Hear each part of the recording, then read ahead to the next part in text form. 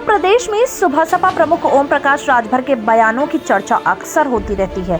बीते दिनों में लोकसभा चुनाव से पहले सुबह सपा और बीजेपी के बीच गठबंधन की अटकलें चल रही थी। ओपी राजभर ने इसके संकेत भी दिए थे, लेकिन अब उनका खास लगाव बीएसपी प्रमुख मायावती के लिए नजर आने लगा है। कभी अखिलेश यादव और कभी बीजेपी के साथ दिखने वाले ओम प्रकाश राजभर अब अपने लिए स्थायी जगह खोज रहे हैं। बीते दिनों सुबह सपा प्रमुख बीजेपी की तारीफ कर रहे थे, लेकिन अब वो बीएसपी और मायावती की तारीफ करने लगे हैं। उन्होंने मायावती की सरकार को सबसे बेहतर बताया है, जिसके बाद बड़ा सवाल ये है कि क्या बसपा का दरवाजा राजभर के लिए खुलेगा।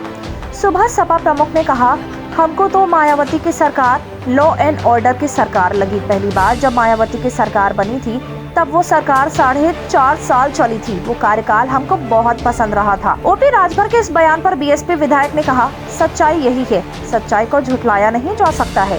जब बीएसपी की सरकार थी तो 2009 से लेकर 2011 तक देखेंगे और एनसीआरबी की रिपोर्ट, उसमें यूपी भारत में क्राइम के मामले में 34वें नंबर पर था। इससे पहले भी राजभर ने कुछ ऐसे बयान दिए हैं जिससे बीजेपी सरकार की भूमिका पर सवाल खड़े होते हैं। जिसके बाद है कि बीजेपी में बात नहीं बन पाने की वजह से ओम प्रकाश राजभर ने बीएसपी के साथ जाने का मन बना लिया है। हालांकि अब सवाल उठ रहे हैं, क्या राजभर द्वारा तारीफ किए जाने के बाद भी बसपा सुबह सपा के लिए अपने दरवाजे खोलेगी?